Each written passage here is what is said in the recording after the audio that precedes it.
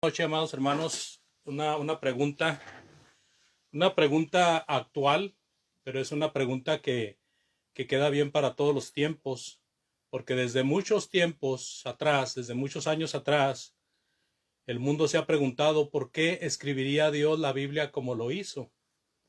Y esto nos lleva a otras preguntas muy interesantes. ¿Por qué Él no hizo que los pasajes difíciles fueran más fáciles? ¿Por qué él no fue más específico acerca de las doctrinas que ahí se enseñan? ¿Por qué no hizo él una lista exacta de todo lo que era pecado? ¿Y por qué omitió él algunas cosas que nos gustaría saber? Ya ve que hay la enseñanza del silencio de Dios, y sin embargo puso otras con las cuales no sabemos qué hacer. ¿Por qué escribiría Dios la Biblia como lo hizo? Entonces, debido a estas preguntas, amados hermanos, porque tenemos problemas para entender, en el mundo religioso hay muchos que quisieran cambiar lo que dice la palabra de Dios. Y entonces viene el tema de esta noche. Si yo pudiera cambiar la Biblia, ¿qué le cambiaría? En otras palabras, si yo le pudiera cambiar a la Biblia, ¿qué le cambiaría? ¿Verdad? Sabemos bien que muchas personas tienen problemas para seguir la Biblia de una manera correcta, y para ello tienen que inventar una falsa doctrina, o simple y sencillamente tienen que ignorar lo que el Señor dice claramente. Por ejemplo, en el bautismo, y lo voy a poner como ejemplo porque eso no lo traigo citado en algún punto, pero es muy bueno para ponerlo como ejemplo porque es un ejemplo claro. Un ejemplo claro es que debemos de bautizarnos para perdón de pecados, pero los bautistas tuercen todos y cada uno de los pasajes que dicen que debemos de bautizarnos para perdón de pecados, que el bautismo es para salvación. Ellos lo tuercen. Para ellos sería muy bueno si esos pasajes no estuvieran en la Biblia. Entonces así cada uno de los religiosos se va topando con situaciones que no le convienen y quisiera mejor que no dijera la Biblia nada acerca de ello. Por ejemplo, el punto número 1 es acerca de, pues, hay cosas que necesito cambiarla a la Biblia, pero hay palabra de Dios que me lo impide, ¿verdad? Las citas que vemos en cuanto al respeto para conservar la palabra de Dios así como Él nos la quiso hacer llegar, pues hay versículos sin número, ¿verdad? Como Deuteronomio 4:2, Proverbios 30 del 5 al 6, Apocalipsis 22, 18, 19. Y podemos ahí ver en Deuteronomio 4:2, la mayoría de los textos van a estar en la pantalla, amados, a reserva creo de uno o de dos. Dice en Deuteronomio 4:2, no añadiréis a la palabra que yo os mando, ni disminuiréis de ella, para que guardéis los mandamientos de Jehová vuestro Dios que yo os ordene. Entonces ahí en Deuteronomio 4:2 hay una clara enseñanza en cuanto a que no se le debe de disminuir a la palabra de Dios. En los proverbios también nos enseña la palabra de Dios. En el versículo 6 del proverbio 30 dice Salomón, no añadas a sus palabras, para que no te reprenda y seas hallado mentiroso. Entonces ahí encontramos de que al añadirle a la palabra de Dios, el Señor se enoja de tal manera que hay reprensión por esa causa, y es mentira. Cuando se le añade a la palabra de Dios, uno peca de mentiroso, porque para añadirle a la palabra de Dios uno está añadiéndole filosofías o pensamientos humanos. Y por esa razón uno es encontrado mentiroso delante de Dios. Pero también tenemos los versículos de Apocalipsis, capítulo 22, tan claros, ¿verdad?, que hemos leído.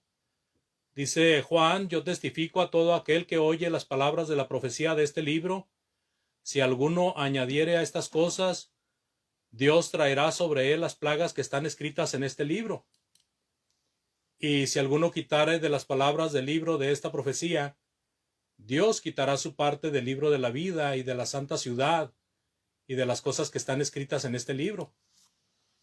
Así de que la palabra de Dios es clara en cuanto a que no debemos de agregarle y no debemos de quitarle. Si le agregamos a la palabra de Dios, el Señor nos va a agregar las plagas. Y ahí las plagas, especialmente las plagas ya mencionadas en el libro de Apocalipsis, significan juicios. Entonces el Señor va a añadir juicios contra aquellos que se atrevan a añadirle a la palabra. Y también dice que si se le quita la palabra, pues se es quitada su parte en el libro de la vida. Entonces hay una condenación, porque se quita su participación en la vida eterna. Y pasamos a otro punto muy interesante, ¿verdad? Si yo pudiera cambiar la Biblia, ¿qué le cambiaría a la Biblia? Bueno, cambiaría que alguien se vaya a la perdición, que alguien se pueda condenar. Yo no condenaría a nadie, ¿verdad? Yo preferiría que no hubiera esos versículos, esa palabra de condenación. Como lo que dice en Mateo 7, 13 y 14 y Mateo 25, 41, por ejemplo. Dice ahí en Mateo 7, 13 y 14: entrad por la puerta estrecha, porque ancha es la puerta y espacioso el camino que lleva a la perdición, y muchos son los que entran por ella. Y luego dice también: porque estrecha es la puerta y angosto el camino que lleva a la vida, y pocos son los que encuentran esta puerta. Así de que ahí en esos versículos el Señor Jesucristo nos está hablando de que hay una puerta estrecha y una puerta ancha. Y también hay un camino espacioso y hay un camino angosto. Sin embargo, cuando hablamos de la puerta estrecha, pues es por donde debemos de entrar, ¿verdad? Es el camino por el cual personas van directamente a la salvación. Pero cuando habla de la puerta ancha, pues habla de que así como la puerta, el camino es espacioso y lleva a la perdición, y dice, y muchos son los que entran por ella. Entonces estos versículos enseñan acerca de la condenación, ¿verdad? Aquellos que entran por la puerta ancha y que van por el camino espacioso van directamente a la perdición. Pero ¿por qué es un camino estrecho y uno ancho? Bueno, cuando hablamos de estrecho, es el símbolo, amados, de que son pocos los que buscan la vida eterna realmente, son pocos los que buscan la salvación, a comparación de los muchos que se pierden.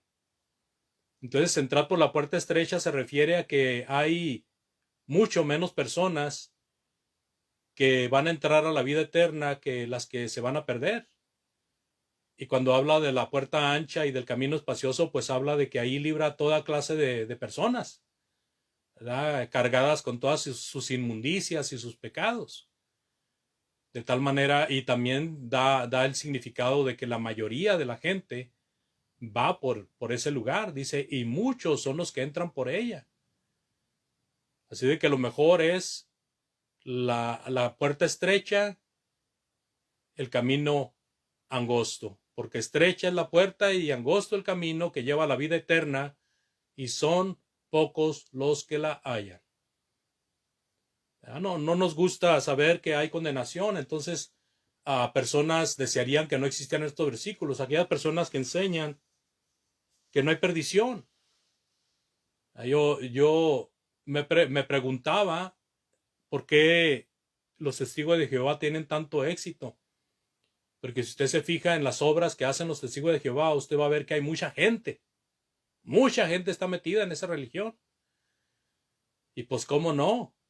Primero, les lavan el cerebro de que es la única iglesia diferente, ¿verdad? Es el único camino diferente a todas las demás.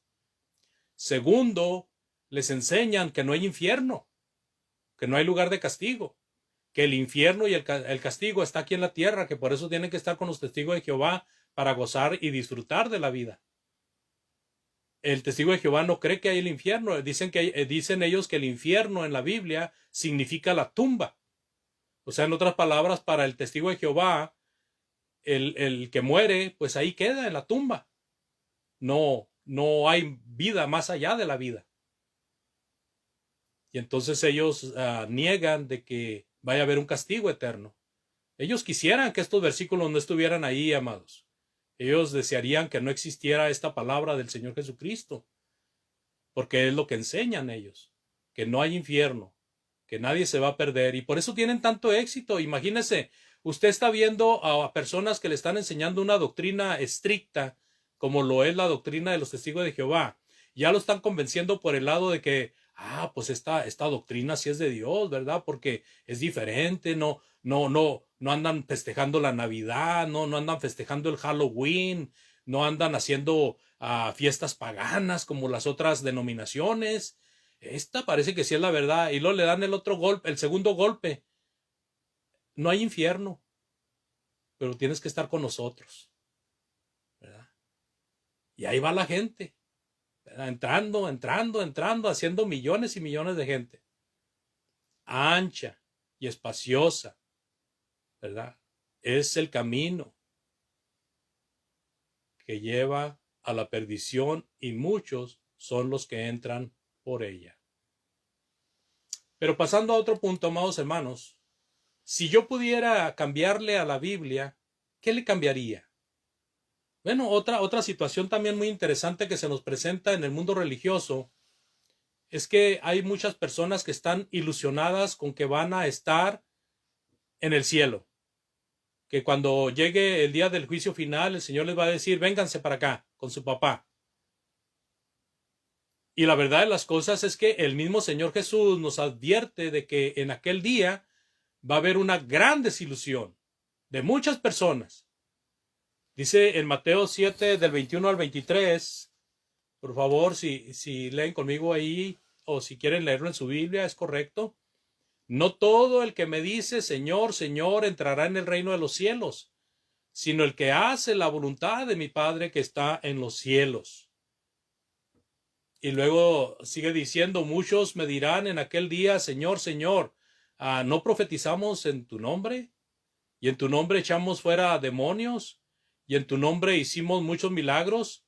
Y entonces les declararé, nunca os conocí, apartaos de mí, hacedores de maldad. Lo hemos enseñado, amados, y lo hemos repetido bastante, de que este es el caso hipotético del día del juicio final.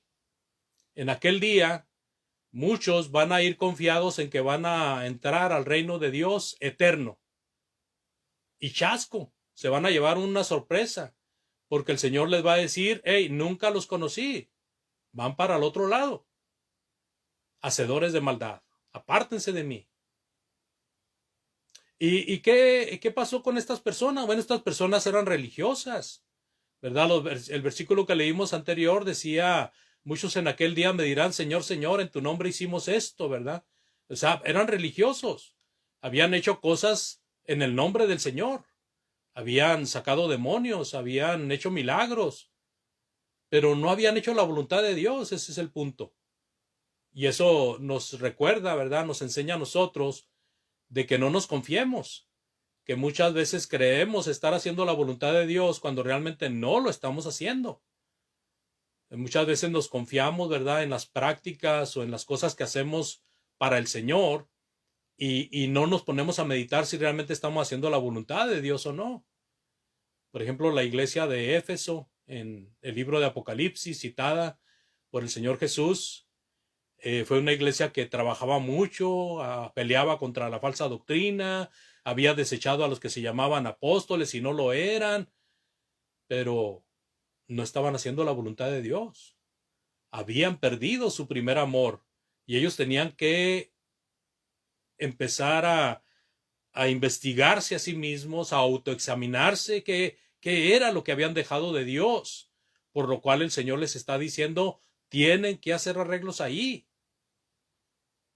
Entonces así muchos religiosos en aquel día, en el día del juicio final, van a estar desilusionados. Señor, Señor, profetizamos en tu nombre, y en tu nombre echamos fuera demonios, y en tu nombre hicimos muchos milagros. El Señor dice, no hicieron la voluntad de mi Padre, que está en los cielos. Me dijeron, Señor, Señor, y en mi nombre hicieron muchas cosas, pero no hicieron la voluntad de mi Padre. Y entonces yo no los conozco, apártense de mí, ¿verdad? Ni los conocí ni los conozco. Entonces, esa es la situación, ¿verdad? Que muchos no quisieran que existieran estos versículos porque están confiados que por sus buenas obras, ¿verdad? Van a ir al cielo, que porque son mejores que otras personas que hacen tanto daño, o se van a ir al cielo, de que no tienen que hacer nada más porque ya están haciendo demasiado en las cosas de Dios. Creen que se van a ir al cielo. Hermanos, de veras, esto es muy grave. Muchas personas y ahorita con esto de la pandemia, esto se ha hecho más patente, se puede ver más claramente, de que muchas personas piensan que por una linda historia o un lindo pensamiento que ponen en Facebook, ya tienen la gloria comprada. Y eso no es así, hermanos. Yo conozco infinidad de personas que no han aceptado servir a Dios, pero ¡ay, qué bonito hablan en Facebook! De historias de caridad, de historias de amor. Y ya con eso piensan que tienen ganado el cielo, cuando es un engaño, es un vil engaño, y en el día del juicio final pueden llevarse una gran desilusión. Tengamos nosotros eso en mente para leccionarnos y que nosotros no vayamos a estar en esa situación. Muchos religiosos, amados, que están haciendo supuestas señales, milagros, que están profetizando, que están sanando, que están sacando demonios, esos están bien confiados en esas señales y prodigios mentirosos, de tal manera que cuando vayan allá les van a decir, hey, no los conocí, ni los conozco.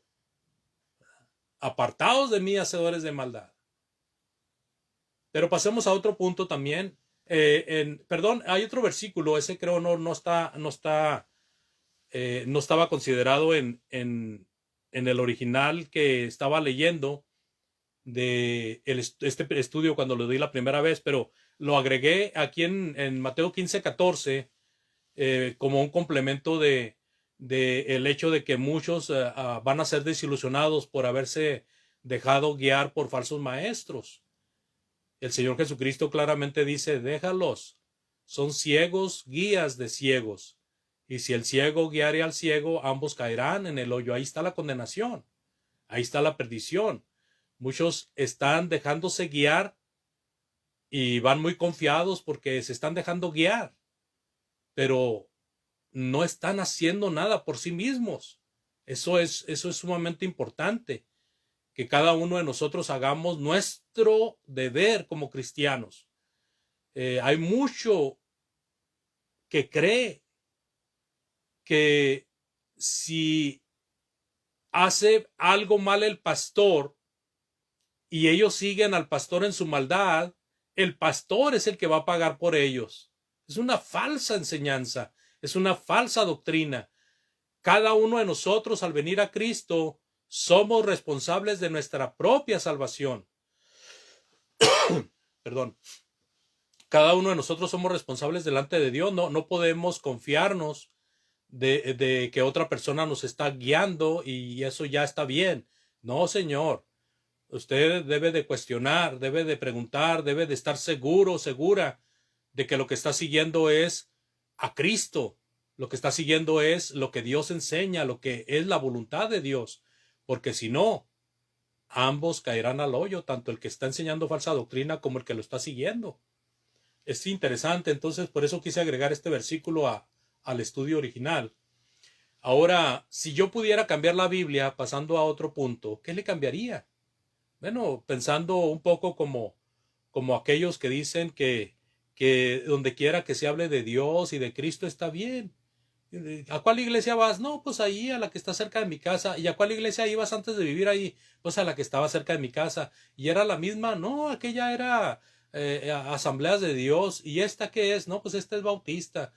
Y entonces dice, no, pues donde quiera está Dios, ¿verdad? Y entonces es un dicho que se usa mucho de alguna manera, aún nada más por acción, es cualquier iglesia es buena. Cualquier iglesia, imagínese una persona predicando, enseñando que cualquier iglesia es buena. ¿Cree usted que tuviera seguidores? ¿Usted cree que tuviera éxito una persona que dijera cualquier iglesia es buena? Yo pienso que sí, hermanos. Yo pienso que si se levantara un predicador de la iglesia de Cristo y dijera cualquier iglesia es buena, cambiaría radicalmente el hecho de que no separaba a nadie o separaban a alguien, pero nunca se interesaban realmente por el estudio bíblico. Pues a la hora que diga cualquier iglesia es buena, va a haber muchos interesados. Porque es una falsa doctrina, tristemente, como vimos en la puerta ancha. La mayoría de la gente le encanta la mentira, le encanta el error. Ese es el problema, amados. Esa es la situación que se está viviendo. Por eso dice en Mateo 16:18 claramente, y yo te digo que tú eres Pedro, y sobre esta roca edificaré mi iglesia, y las puertas del Hades no prevalecerán contra ella. Ahí el Señor Jesucristo está enseñando claramente de que hay una iglesia que es de Él. Dice iglesia, no dice iglesias. Entonces Jesús iba a edificar una iglesia y está advirtiendo, está profetizando que las puertas del Hades no prevalecerían contra ella. Aquí se refiere a las autoridades, a las potestades. Aún el diablo no iba a poder, de tal manera que la iglesia, al ser edificada, iba a permanecer hasta la segunda venida de Cristo. Y ahí está la situación. La iglesia de Cristo fue edificada en el primer siglo y continúa todavía después de que estamos ya en el siglo XXI después de Cristo. Todavía está la iglesia del Señor. Pero ¿cuál iglesia? La iglesia de Él, dice mi iglesia. El Señor Jesucristo no tenía en su mente a la iglesia presbiteriana o a la bautista o a la metodista. No tenía en mente a los pentecosteses o a las asambleas. El Señor Jesucristo no estaba pensando en eso como su iglesia, sino que el Señor Jesucristo estaba pensando en su iglesia como la iglesia que vemos en el Nuevo Testamento, como la iglesia donde trabajaron los apóstoles, la iglesia que fue edificada por el Señor, guiados los apóstoles por el Espíritu Santo, al igual que muchos discípulos del primer siglo, para que la iglesia quedara plenamente identificada con toda la doctrina que necesitaba tener para seguir edificándose de acuerdo a la voluntad de Dios. Pero ¿qué dice la gente? Es que cualquier iglesia es buena. Entonces el Señor Jesucristo fue en vano. ¿Fue en vano que Él viniera a edificar a su iglesia? ¿Fue en vano que Él fuera muerto en la cruz por causa de este plan bendito? ¿Fue en vano que los apóstoles murieran también sacrificados por la iglesia del Señor, cuando no importa cuál iglesia? Ahí vemos que no es así, amados. También dice en Efesios capítulo 5, versículo 23, Efesios 5, 23 dice, porque el marido es cabeza de la mujer, así como Cristo es cabeza de la iglesia, la cual es su cuerpo y Él es su Salvador. ¿Sí? Así como el marido es cabeza de la mujer, así Cristo es cabeza de la iglesia. ¿Cuál iglesia? Mi iglesia, dijo el Señor. Mi iglesia, la que Él edificó, la cual es su cuerpo. O sea, la iglesia del Señor viene a ser el cuerpo de Cristo en el sentido espiritual. Él es la cabeza. Él es su Salvador. Él no es salvador de iglesias. Él no es salvador de denominaciones. Él no es salvador de iglesias hechas con mentalidad humana. Él es salvador de su iglesia, la que Él edificó, la que en el Nuevo Testamento floreció y creció y se desarrolló hasta lo máximo. Entonces, no hay vuelta de hoja, amados hermanos, que aunque este sea una cosa que quisieran que fuera cierto, muchos no es cierto por lo que el Señor mismo declara a través de sus propias palabras y a través de las palabras de los seguidores de él, como en el caso de Pablo. Pero también pudiéramos preguntarnos una vez más, si yo pudiera cambiar la Biblia, ¿qué le cambiaría? Bueno, pues yo diría que adores como tú quieras. Tú adora como quieras, lo importante es que salga de tu corazón. Es más, y si no lo sientes, ni vayas. Ve nada más cuando tú sientas que quieres ir. Imagínese, hermano. Imagínese. No, podemos adorar a Dios como nos pegue en gana, nada más porque yo siento bonito y me atrevo a creer que así va a sentir Dios. No, no podemos adorar a Dios como queramos. A Dios le tenemos que adorar como Él quiere, como Él dice. Si Dios no nos hubiera dicho cómo le adoremos, pues posiblemente tendríamos libertad de adorarlo como quisiéramos. Pero cuando el Señor dice cómo le adoremos, nosotros no tenemos ninguna libertad para adorarlo como nosotros queramos. En Juan 4:24 hemos leído, Dios es espíritu, y los que le adoran en espíritu y en verdad es necesario que adore. ¿Sí? Dios es espíritu, no es ser humano, ¿verdad? Dios piensa de una manera muy diferente a como el ser humano piensa. Los pensamientos de los hombres no es el pensamiento de Dios. Los caminos de los hombres no son los caminos de Dios. Dios es espíritu. Y aquellos que quieran adorarle para agradarle, deben de adorarle en espíritu y en verdad. Fíjense aquí cómo son dos ingredientes que si ignoramos cualquiera de los dos no sirve nuestra adoración. Primeramente tenemos que adorar en espíritu, quiere decir, tiene que salir de adentro, tiene que ser sincera la adoración.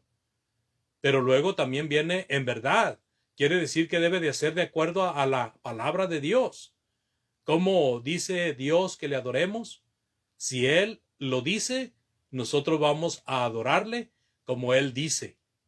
Y encontramos mucho de dónde escoger cuando leemos cómo adoraba la iglesia en el primer siglo, ¿verdad? Por ejemplo, una cosa que ignora mucho religioso es lo que dice en primera de Corintios 14:40. Pero hágase todo decentemente y en orden, o hágase todo decentemente y con orden. Esto lo ignoran muchos de nuestros amigos carismáticos cuando hacen un verdadero desorden en sus adoraciones. Eso no es en espíritu ni en verdad.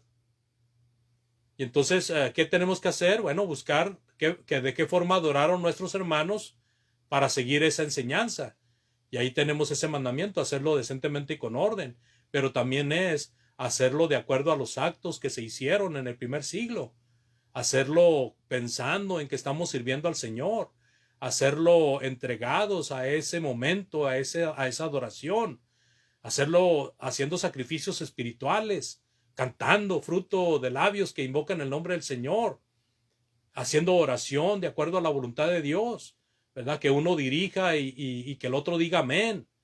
Porque si todos están orando en voz alta, ¿cómo va a decir amén el que ocupa el lugar de simple visitante si no sabe lo que se dijo en la oración? Todo eso sirve, hermano, en espíritu y en verdad hay que adorar a Dios, no como queramos, porque imagínense si así es un gran desorden. Ahora si nosotros nos atreviéramos a adorar a Dios como queramos, pues más grande sería el desorden. También dice la palabra de Dios en Colosenses 2:23. Mucha gente cree que adorar a Dios es ofrecer sacrificios físicos, de tal manera que se vuelven, se me olvidó el término, de las personas que se castigan a sí mismas y piensan que por eso están agradando a Dios, se golpean la espalda, caminan de rodillas hasta que se pelan las rodillas, se ponen, acá en México, perdón, en México hay una planta que se llama nopal y es un cactus plano que tiene espinas por los dos lados. Mucha gente se pone espinas en la espalda para adorar a Dios. No, y eso no está muy lejos de lo que hacían en el tiempo de Cristo y de los apóstoles. Por eso el apóstol Pablo dice, tales cosas tienen a la verdad cierta reputación de sabiduría en culto voluntario, en humildad y en duro trato del cuerpo, pero no tienen valor alguno contra los apetitos de la carne. En otras palabras, si tú castigas tu cuerpo pensando agradar a Dios en ello, te digo una cosa, eso no te ayuda para tus pecados. No tiene ningún valor. Sigues siendo pecador, sigues teniendo pecado delante de Dios y eso no te está ayudando a quitarte los pecados. Triste, pero muchas personas piensan de esa manera.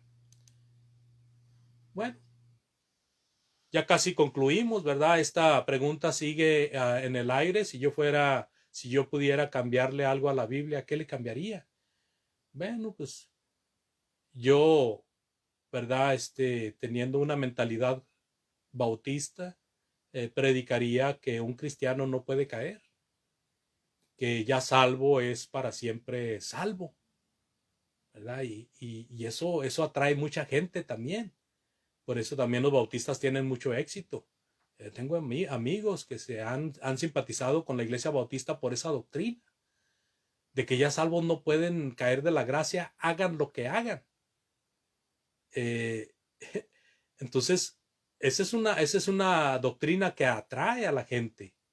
Sí, sí, espero que se comprenda esta doctrina. Yo sé que muchos de ustedes lo comprenden, pero también puede haber alguien que no lo comprende plenamente. Es el hecho de que ah, si usted viene a Cristo, se convierte al Señor, ¿verdad? Ya se identifica en la iglesia bautista como cristiano, miembro de la iglesia bautista. Y ya si usted una noche se le ocurre ir de parranda o se le ocurre ir a hacer alguna cosa prohibida, no importa, usted ya es salvo. Haga lo que haga, no va a perder la salvación. Eso es lo que enseñan. Eso es lo que dicen. Y esta es la doctrina calvinista que aún se ha adoptado en muchas otras denominaciones, no nada más en la iglesia bautista. Y aún hay hermanos que tienen pensamientos calvinistas. Pero ¿qué dice en Gálatas 5:4, por ejemplo? Gálatas 5:4 dice, de Cristo os desligasteis, los que por la ley os justificáis, de la gracia habéis caído. En Gálatas 5:4 está enseñando el apóstol Pablo de que una persona convertida, ¿verdad? Como los hermanos de Galacia, es una iglesia a la que está Pablo escribiéndoles, y había hermanos de Galacia que estaban pecando. Y les dice él, ustedes se han desligado de Cristo. ¿Qué quiere decir esto, desligarse de Cristo? Se han apartado de Cristo, ¿siguen siendo salvos? ¿Desligados de Cristo, apartados de Cristo, siguen siendo salvos? No. También, para si no lo entendemos bien, dice, de la gracia habéis caído, ¿verdad? Cuando se cae de la gracia es cuando, no, lo siento mucho, pero ya no eres mi hijo. No te perdono, no te acepto eso, ¿verdad? No quiero decir con esto que si pecamos no nos podemos arrepentir. Sí nos podemos arrepentir, y si nos arrepentimos sinceramente, el Señor nos perdona, según Primera de Juan capítulo 1, versículos 8 y 9, o por ahí, más o menos, no recuerdo bien la cita, pero el Señor nos perdona nuestros pecados si los confesamos. Lo que quiero decir es que mientras no nos arrepintamos, podemos mantenernos en el pecado en el cual caímos. Entonces sí podemos caer de la gracia. Entonces es falsa la enseñanza de los bautistas. Ellos quisieran quitar estos versículos. Quisieran que no hubiera esta palabra de Dios ahí. Y más de Pedro. Pedro habla más rudo todavía. Dice segunda de Pedro 2:20 al 22. Hablando de cristianos que se iban al pecado otra vez. Fíjense cómo los describe Pedro. Ciertamente, dice Pedro, si habiéndose ellos escapado de las contaminaciones del mundo, por el conocimiento del Señor y Salvador Jesucristo, enredándose otra vez en ellas, son vencidos, su postrer estado viene a ser peor que el primero, ¿verdad? Y luego sigue diciendo, porque mejor les hubiera sido no haber conocido el camino de la justicia, que después de haberlo conocido, volverse atrás del santo mandamiento que les fue dado. Y espérese, dice más. Pero les ha acontecido lo del verdadero proverbio. El perro vuelve a su vómito y la puerca lavada vuelve a revolcarse en el cielo. ¿Qué quiere decir aquí el amado Pedro? Bueno, el amado Pedro está hablando de hermanos que después de haber conocido la verdad, pecan y se mantienen en el pecado, pues han despreciado las cosas de Dios y es semejante a cuando el perro come, se llena su barriga, su panza, y luego vomita, y luego traga el vómito. Es lo que está haciendo el cristiano que se va al mundo, está tragándose el vómito, está volviendo a la inmundicia. Y luego lo ilustra también con la puerca. Usted si ha tenido puerquitos, ¿verdad? Que son acá les decimos, en México les decimos cerdos, cochinos, puercos. Usted sabe bien que esos animalitos usted los lava bien pues para evitar que se empiojen, ¿verdad? Para evitar tanto mal olor que despiden y los asea, inclusive hasta los tiene ahí con un piso de cemento para que no hagan tanto, que no ensucien tanto, pero ellos necesitan el lodo, ellos necesitan el lodo, son familiares de los hipopótamos, ellos necesitan el lodo. Y entonces usted los acaba de bañar y todo, y ellos les importa poco, ellos van y se tiran ahí en el cieno, ¿verdad? Y por eso dice el apóstol Pedro, y la puerca lavada a revolcarse en el cieno. Usted cuando viene a Cristo, usted es lavado, limpio, purificado, justificado, y queda completamente puro para servir a Dios, para ofrecer sacrificios espirituales a Dios. Pero peca y esto es lo que le acontece. Después de estar bien limpiecito, completamente limpio, va y se revuelca en el cieno, como la puerca, hablando de que va y peca, va y se goza del pecado. ¿Cuántos de nuestros amigos bautistas quisieran borrar del mapa, quisieran borrar de la Biblia? Bueno, la Biblia es el mapa del viajero, ¿verdad? Es la guía del que va navegando. ¿Cuántos no quisieran borrar esto de la palabra de Dios, hermanos? Porque, no, ya salvos para siempre salvos, pero este texto como que choca con ese pensamiento. Vamos a quitar ese pensamiento. No, hombre, ¿qué te pasa? Si ese pensamiento es el que nos ha dado nombre, ¿verdad? Es el que nos ha hecho famosos. De esa manera viene gente a nosotros. ¿Cómo vamos a quitar esa doctrina?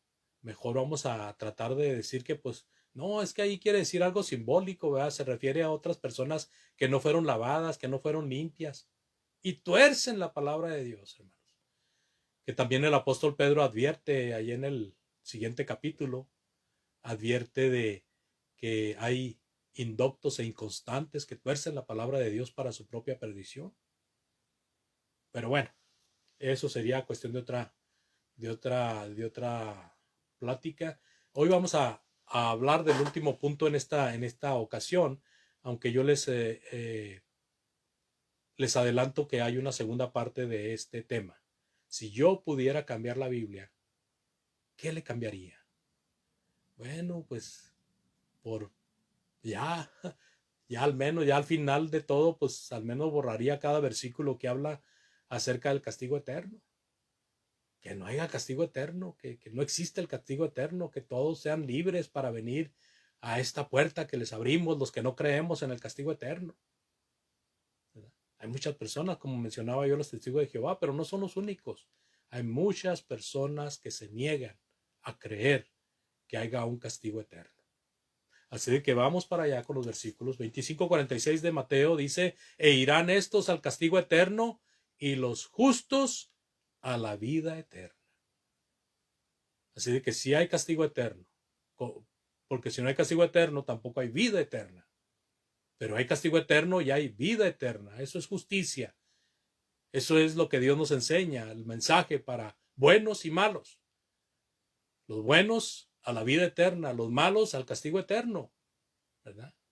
Dice también otro versículo que tenemos ahí en segunda de Tesalonicenses, capítulo 1, versículo 9, dice, los cuales sufrirán pena de eterna perdición, excluidos de la presencia del Señor y de la gloria de su poder. Así de que, amados, en esta ocasión hemos visto al menos 7 puntos brevemente acerca de si yo pudiera cambiarle a la Biblia, ¿qué le cambiaría?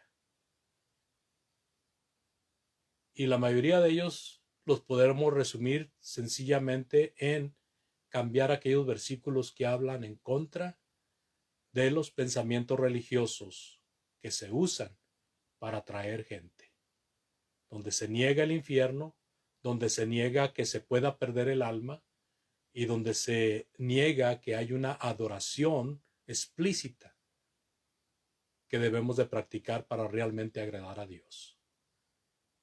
Podemos seguir hablando mucho de este tema. Les repito, vamos a tener una segunda parte, si Dios lo permite, y ustedes también. Así que, pero por esta noche está bien así. Yo les agradezco mucho su atención. Espero que aquellos que vean que están faltándole a Dios hagan arreglos lo más pronto posible. Hermanos, hermanas que sienten que le han fallado a Dios pueden arrepentirse. Es tiempo, es buen tiempo para hacerlo, es el tiempo aceptable. Y también si hay personas que no han venido a Cristo, pues es un buen momento para arrepentirse y para bautizarse, para perdón de sus pecados. Gracias por su atención, Dios les bendiga y así dejamos el lugar para si quieren comentar o preguntar algo. Adelante, hermanos. Gracias por su atención. Dejamos el espacio necesario a los hermanos que quieran preguntar. Yo creo que hay preguntas y comentarios, porque el tema así lo requiere.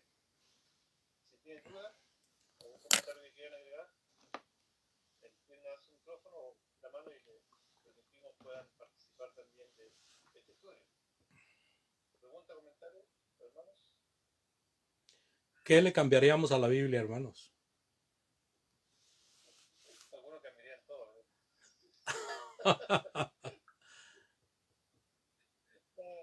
Todo lo que prohíban, algunos dicen, no, la Biblia prohíbe mucho. Yeah. ¿Pregunta, hermanos? Sin miedo. Toda pregunta es válida. Es buena, comentario. No se quede con las ganas de preguntar o comentar.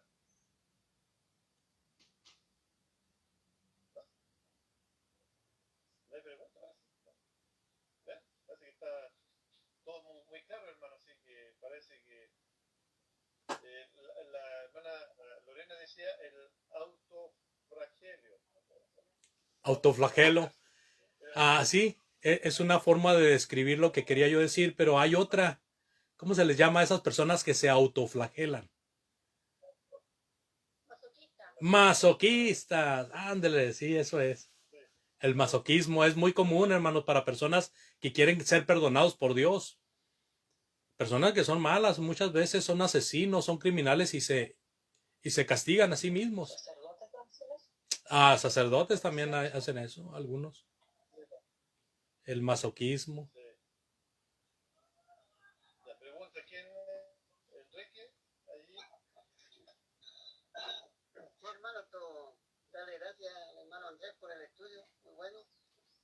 Bueno, que no tenemos que apartarlo de la verdad de Dios, porque aquí está toda la verdad, la palabra. Ándele, sí. Así es. Una gran verdad. Ahí, la verdad que los últimos versículos que nuestro hermano estuvo leyendo, el de Pedro, eso es fuerte.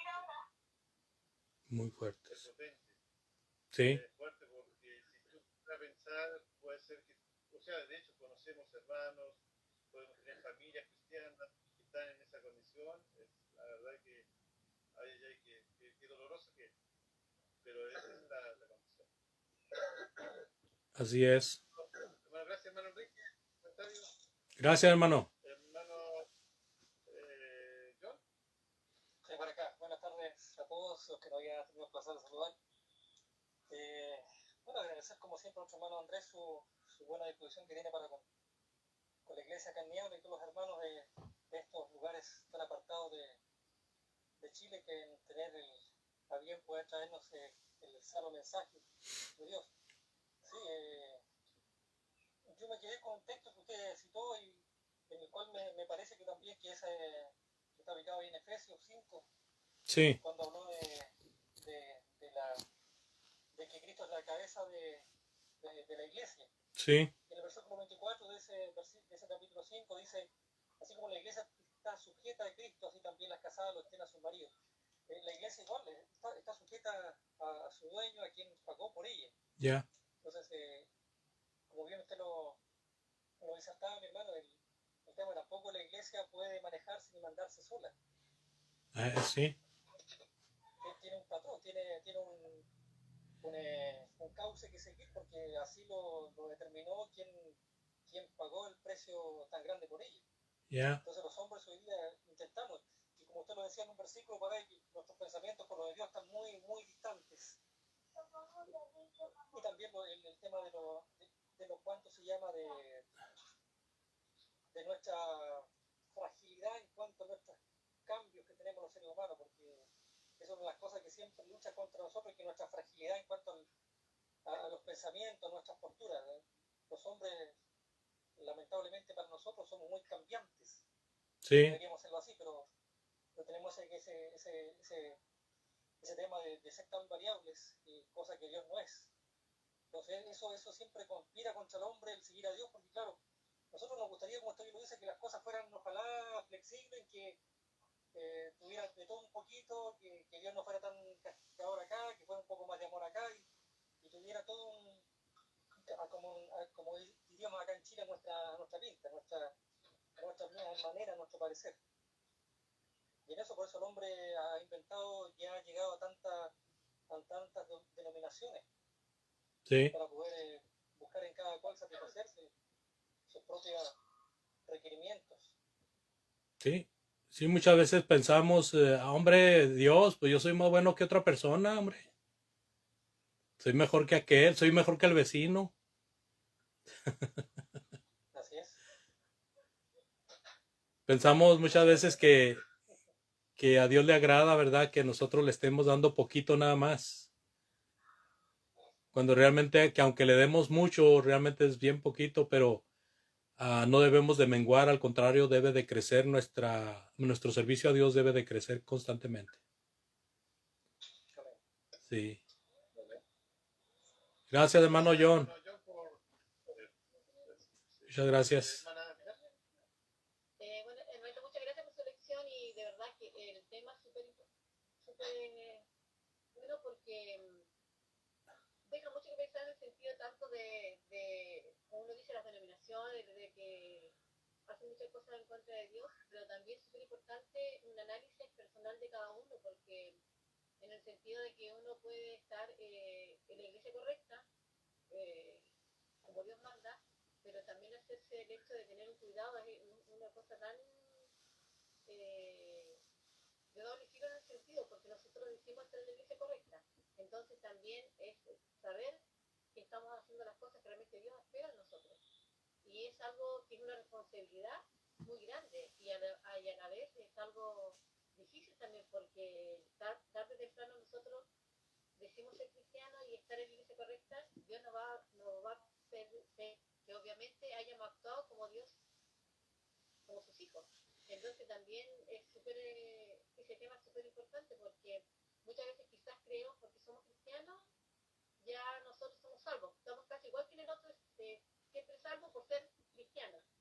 Entonces es que debe preocuparnos a cada uno, porque siempre uno pedir misericordia de Dios, de que uno obre de acuerdo a lo que uno pueda creer, y ojalá siempre no ofender a Dios en todo lo que uno decida hacer en su vida, porque es algo sublime en ese sentido, porque si somos los verdaderos, también tenemos que actuar de acuerdo a lo que Dios espera de nosotros y hacer su obra, pues, porque quizás podemos pensar que el hecho de por ir a la iglesia, o no sé, o por ir a un estudio, o por estar en un estudio, nosotros somos cristianos. Y Dios ya está agradado con nosotros, que es una parte. Ya. Es importante eso de que cuando nosotros tenemos la oportunidad en diferentes cosas, las mínimas cosas de la vida, ahí es donde uno tiene que dar a conocer que es cristiano. Así es, hermana. Muchas gracias por su comentario. Y tenemos que autoexaminarnos constantemente. Amén. ¿Alguien más? ¿Algún otro comentario, preguntas, dudas?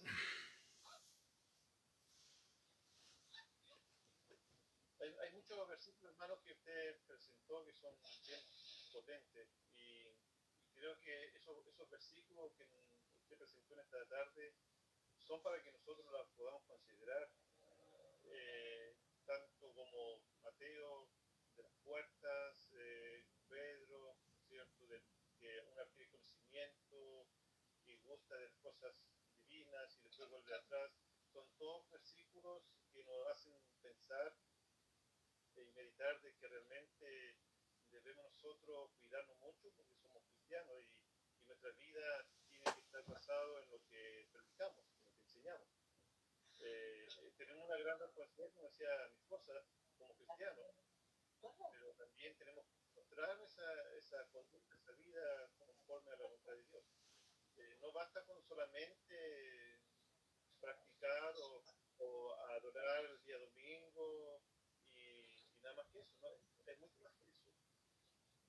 Ya. Vivir una vida cristiana y todo tratar de lo máximo de poder hacer la obra de Dios en nuestra vida, primeramente y después lo demás, porque hay mucha gente que mira.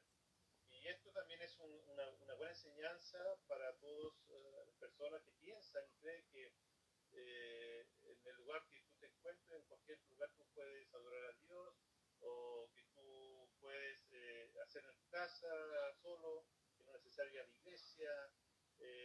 Todos estos pensamientos que muchas veces están en la iglesia, en los hermanos, con estos versículos tira todo abajo eso. Entonces es muy bueno el estudio. Es que realmente realmente los pensamientos de los religiosos pueden ser nuestros pensamientos en muchas ocasiones. ¿Sí? Podemos ser simpatizantes de muchas ideas que hay en el mundo. Entonces eso también es algo que debemos de corregir. Así es, hermano.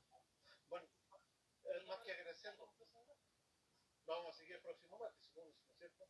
Sí, una segunda parte. Sí, hermana. Agradecerle el buen estudio, hermano. A mí nos llenó a mi casa el ánimo, afirmamos nuestra fe y me hizo recordar, yo le he estado predicando a una compañera que es lesbiana y me hizo recordar su estudio porque me decía que mi religión era muy difícil y le digo, no es difícil, tú lo haces ver difícil porque lo fácil cualquiera lo puede hacer. Yeah. Pero nosotros con llevar las escrituras no es difícil. La Iglesia Católica, con tal de ganarse la gente, ya admitió el aborto, ya admitió el homosexualismo, metió un montón de cosas con tal de estar ganando gente. Digo, entonces, eso no es correcto. Le leía primera de Corintios 16. 6. Y ya me dijo, sí, pero mi religión es mejor que la tuya porque lo mío es fácil.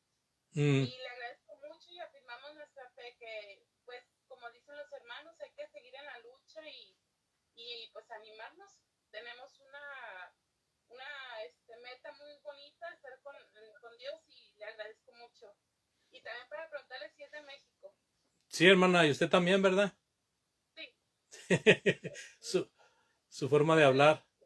¿De qué parte de México, hermana? Oigan los chilenos que de allá. Soy de Jalisco, hermano. Sí, no se preocupen, hermanos. También acá en México comemos chile.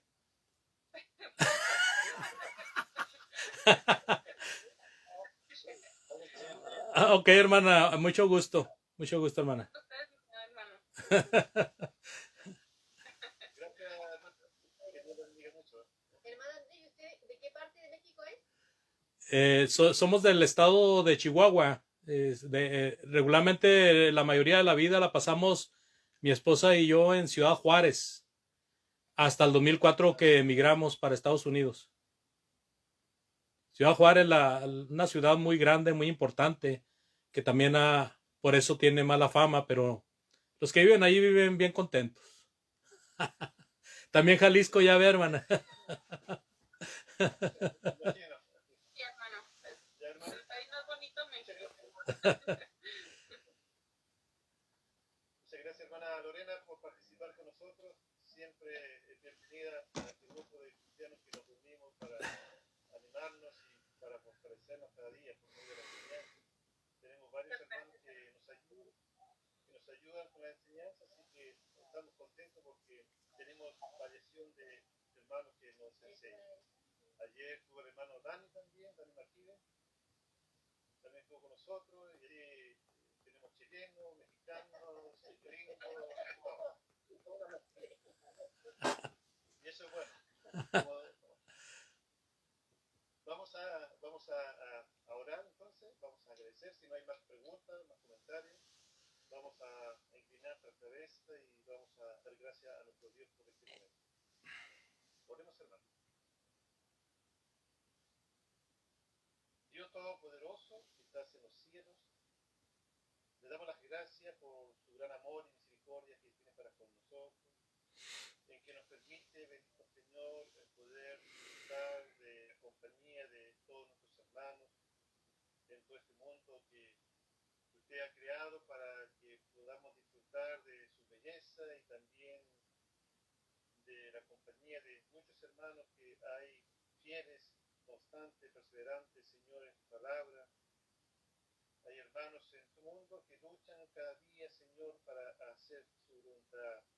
Damos gracias por ello y eso también es motivo de mucho ánimo para nosotros. Y queremos también animar a todos nuestros hermanos que participan con nosotros, Señor, en la enseñanza.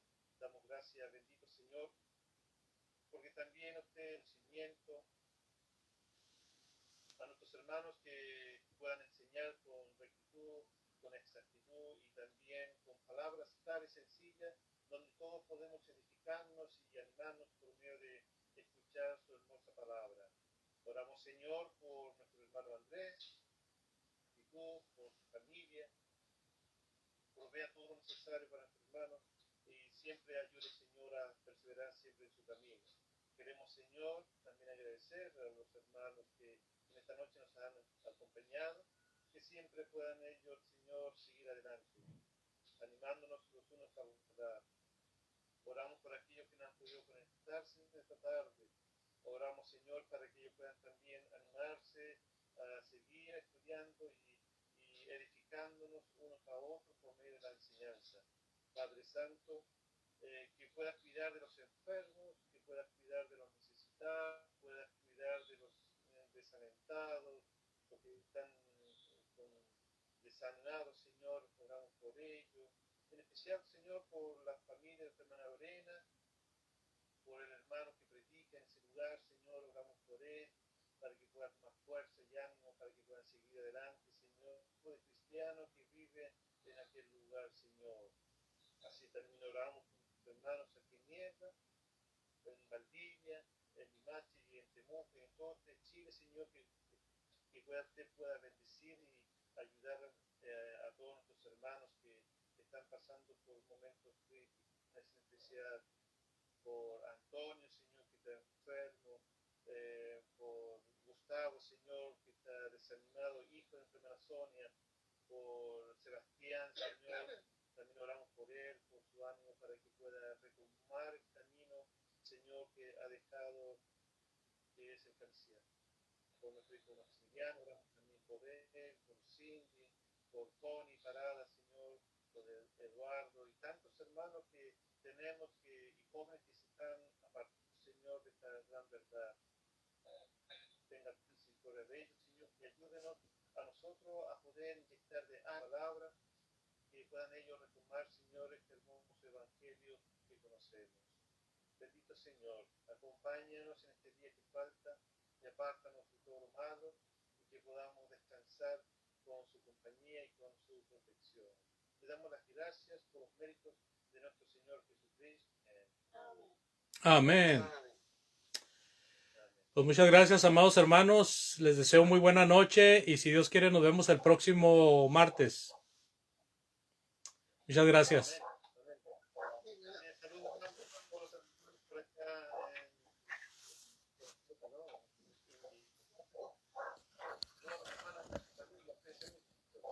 Ok, hermano, gracias.